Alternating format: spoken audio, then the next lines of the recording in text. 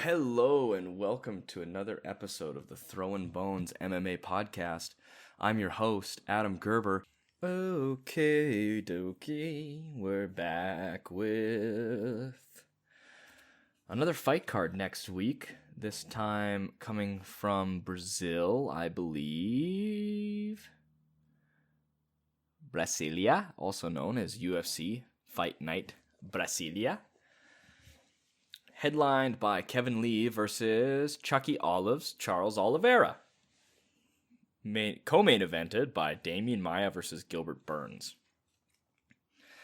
Before the last pay-per-view, and before the Dan Hooker-Paul Felder fight, we had gotten a couple of stinky fight nights. And this one looks to be much better quality. Probably one of the best quality Brazil fight night cards they've seen in the last 2 to 3 years, I would say. So get stoked, boys, because this is a really fun fight. Let's start out with Lee versus Oliveira. Charles Oliveira has looked a lot better lately, but he kind of fell back down and he's been fighting lower level opponents, working his way up at lightweight. Let me pull up his record here. At lightweight, his run is, his first fight he won to Will Brooks, and then a loss against Paul Felder, and then a big winning streak with Clay Guida, Christos Giagos, Jim Miller, David Tamer, Nick Lentz, and Jared Gordon. Winning every single one of those fights by finish. Most of them by submission.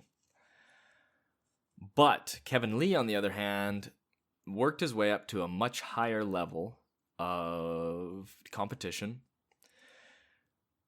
Dipped back down a little bit, went over to welterweight, and learned how his style mixes with bigger people, essentially. Because a lot of his strategy up until this point was, I'm bigger than you, I'm a better grappler than you, I will overpower you and out-muscle you. And even if that would work at the beginning for most of the fight, eventually he would sort of get tired and get worn down, and that would eventually leading to him losing, like against Tony Ferguson and Rafael dos Anjos. Being up at welterweight, I think he learned a lot more about the viability of his style against bigger guys and how he can't really rely on his gas tank and on his physicality too much. And on top of that, I think he was in a bit of a rough spot after, I think is fairly well known, his head coach Robert Folis committed suicide.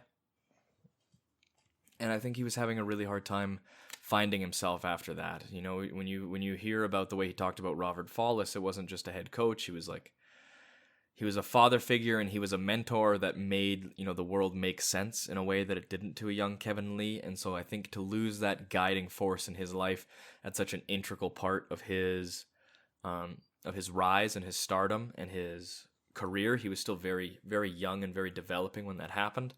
I think that threw him into a bit of a bit of a twilight zone, a bit of a, everything was out of order and everything kept moving, and things were a little bit too fluid for him when he needed a rock-solid base.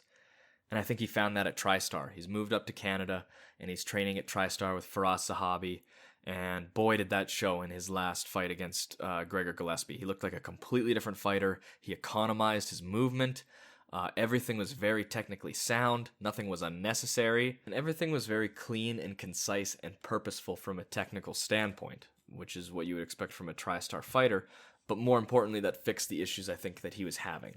He also didn't really rely on his grappling very much at all in the Gillespie fight. He used it almost as it should be doing. He felt the guy out on the feet, and he was going to use it as a reserve tank if his main plan and main course of action wasn't going to work out. His jab looks fantastic. He always had a good jab that he worked off of.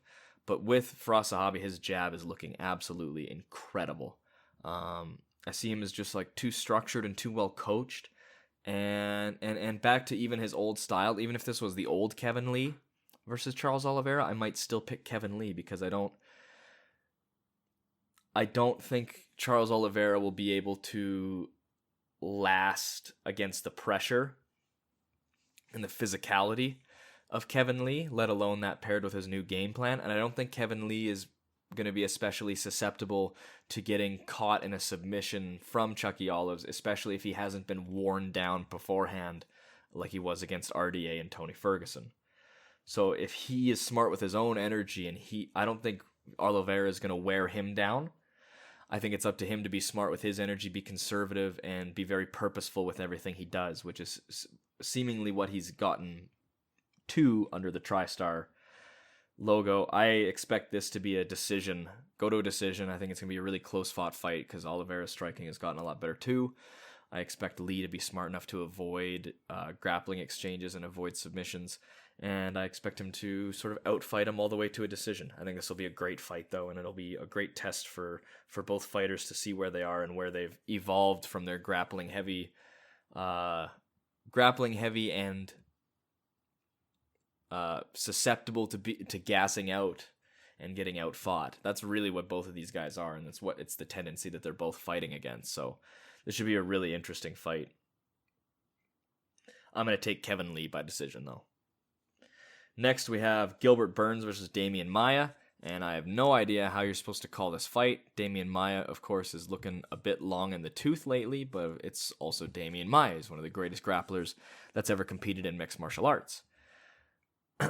Gilbert Burns has also been looking fantastic lately, moving up to welterweight and calling out every single person that needs a fight.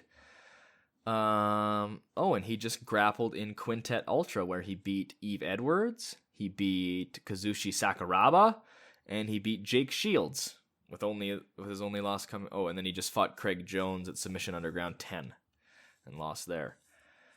But so even right there, Eve Edwards, Kazushi Sakuraba, Jake Shields, very, very high acumen in the grappling world. Very high acumen.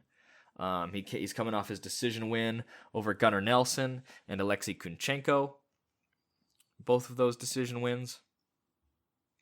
And he's looking fantastic. If Damian Maia was going to lose a step and lose to someone, this is exactly who I would predict it would be against, because Gilbert Burns carries real power in his hands, and he's not afraid to slug it out, and he's not afraid to slug it out because he's fantastic on the ground. If there's anyone at welterweight who I would say maybe matches Damian Maia's jiu-jitsu acumen, not grappling totally, because of course there's Colby Covington and of course there's Kamaru Usman, but if there's anyone I can point out that matches Damian Maia's grappling acumen and grappling skill, just on merit alone, it's got to be Gilbert Burns. And he carries such power and he throws with such reckless abandon because he can. He doesn't have to be worried about being taken down because his jiu-jitsu is just that good. So I think he's going to be able to survive on the ground if Maia gets him there. And I also think he's going to be able to fearlessly outstrike Maia on the feet because of that. So I'm going to go with Gilbert Burns by this one. And I wouldn't be surprised if he got it done with a TKO at some point later in the fight. Next, we have Renato Moicano versus Damir Hadžović. This is Renato Moicano's first fight at lightweight. He's moving up from featherweight after dropping 2 to Jose Aldo and the Korean Zombie. And I think this should be a fairly good fight for him as long as Moicano is able to keep his range. I think Moicano's technically, from a technical standpoint, I think he's pretty far ahead of Damir Hadžović. I think he's got a much better, more sound game that fits together a lot better. The way he dictates the range and is a range striker, but also can give you devastating elbows and knees on the inside as well as snatching submissions. His game works together, whereas Damir Hadžović right now is just sort of a durable workhorse who's been grinding his way to decisions. He's very muscular. He fits in at the weight class very well. Very good sized lightweight, and he's got good cardio, and he's just going to keep going. This is a great, almost like a blank slate to put Moicano against to see if he's adapted his body well and see if his style is something that's going to hold up against the physicality and the grinding nature of the lightweight division. This is a great forecasting fight to see how if Moicano, see how he does down the road. Moicano does against other maybe higher ranked lightweights. Damir Hadzovic, though, I don't expect him. He might outfight Moicano, but I really don't expect him to out-savvy Moicano, especially with his last fight being a loss to Christos Giagos. We're going to see how Moicano's power carries. But as far as I'm concerned, he's beaten guys who are much more technically sound. So as long as he fits in the weight class well, as long as he handles his weight well and really fills himself out in the weight class, and as long as he can still carry damage in his hands at this weight, I think this should be a fairly cut and dry performance for Moicano, where he's able to dance around the outside, keeping Hadzovic on the end of his jab, kicking him in the legs, and just hitting him with a variety of long strikes. Interesting to see how he does in his first fight at lightweight, though.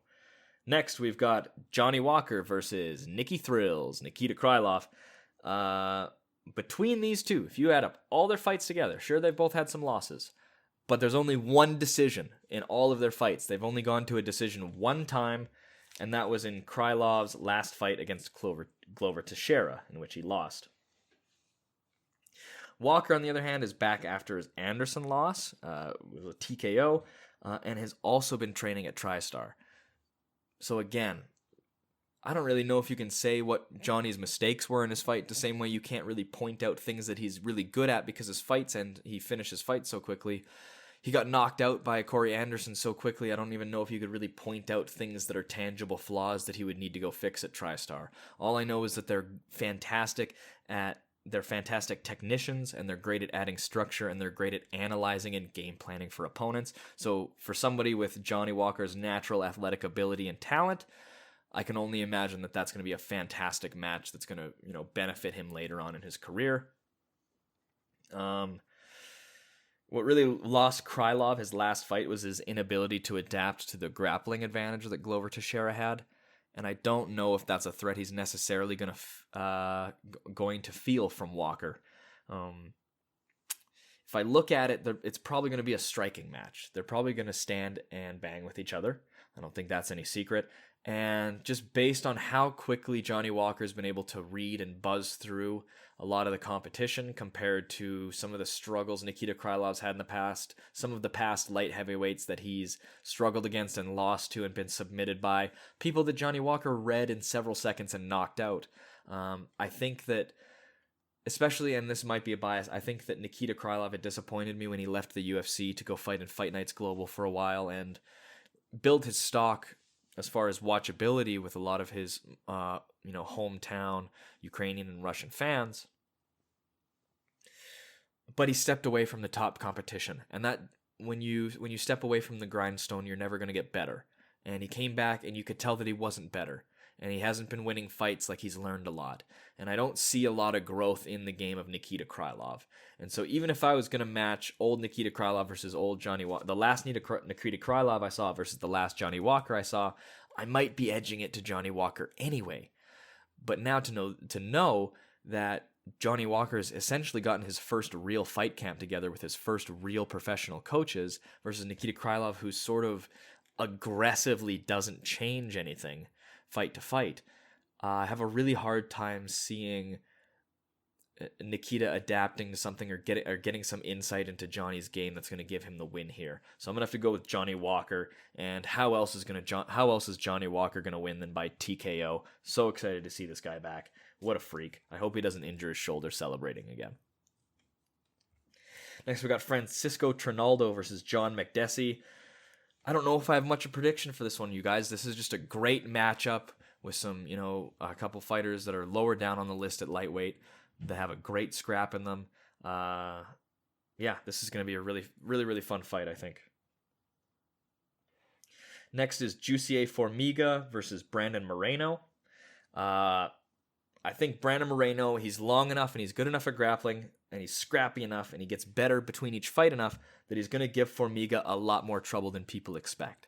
But given that Formiga has experience dealing with long-rangey strikers, especially the way he outdid Davis and Figueiredo, who I would compare style-wise as far as long, looping, super powerful shots go at flyweight, I think Moreno and Figueiredo are very, very close in style-wise. I think Moreno's just a little bit too green to take out Figueiredo at this point. Figueiredo is very much the seasoned veteran that holds all the cards and is the ultimate test of contendership at flyweight. I would love to be surprised and have Moreno exceed this test. I think he's going to give a much better fight than anyone expects of him. I think it's going to be much closer than anyone expects. I can see him catching a finish easily. But if I had to go with the safe bet, I'd have to go with veteran savvy and experience, and so I'd have to take Jussier Formiga by decision. After that, we have Easy Dos Santos, who is back after his loss versus last week's Jing Liang Li, and he is going to fight Alexei Kunchenko, who we just mentioned in the Gilbert Burns breakdown of Gilbert Burns having beaten him. As far as this goes, I feel like Easy Dos Santos, this is a really good matchup. Alexei Kunchenko is moving up the ranks. He's a very crafty fighter, but I see Dos Santos's athleticism being a little bit too much for him, and I don't see Kunchenko carrying the power or the completeness of game plan to account for all the wildness of Dos Santos. I don't feel like, to me, from what I've seen of Kunchenko, I can't see Kunchenko pulling off the same performance that Li Jingliang did, which is interesting because Li Jingliang quite literally just wrote the book on how to beat Dos Santos, right? I just don't necessarily think Kunchenko is capable, has the skills or the physical athleticism to put that game plan into action. To be fair, though, if you had asked me before the Li Jingliang fight, I would have told you that he wasn't capable either, and then he did it. So this should be a great fight between one really wild and one really crafty fighter. And I wouldn't miss this one. I'm going to have to go with Easy Dos Santos just because I think he's more battle-tested. He's proved himself against higher competition, and I think the general athleticism disparity is going to be too much to make up for. All right, that's all we're going to break down for this fight, but we still got more awesome fights that are worth watching. I want to call them out because to me, it's less about getting all of the breakdowns in, and it's more about letting everyone know, these are the people you want to keep an eye out for. These are what the exciting fights are going to be. This is what you need to get hyped for about this fight. So I'm going to throw it in there. Amanda Ribas versus Randa Marcos. That should be okay, but if Ribas can work her game, it should be a lot more exciting. Even though I have to stay rooting for Randa Marcos as a fellow Canadian. Hani Yaya versus Enrique Barzola. That will be a fantastic fight. I didn't have enough time to break it down, and I honestly don't know enough about either of these guys' style. I haven't looked at them super closely, but I know that they both come to scrap. I know that they bring really interesting, fun, exciting scrambles, and they bring a lot of energy to the fight.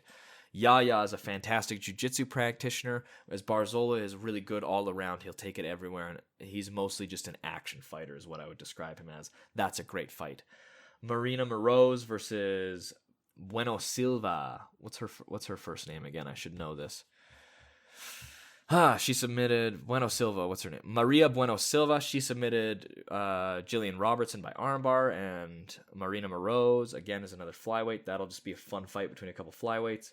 And then Veronica Macedo versus Bia Malecki from the Ultimate Fighter. That should be a good scrap. So we got a couple good female scraps there, and then a lot of really, really higher level, compelling matchups, which is very, very unlike a card of this stature. Usually they don't stack them this deep on the fight night cards. But wow, we're in for a treat in Brasilia. Kevin Lee versus Chucky Olives. Can't wait. This is going to be a great Saturday night. And this is the end of the Throwin Bones MMA podcast. If you've listened this long, thank you. If you want to go check out the website at throwinbonesmma.com, it'd be fantastic. If you want to follow us on Facebook, follow us on Instagram, that'd be super cool. You can participate in the discussions we got going on there. If you want to go to freefall.ca and order a copy of the newest volume coming out on April 30th of Freefall magazine. Included in it is a short story that I wrote, so if you want to read some of my fiction, you can order it there. It's only $12.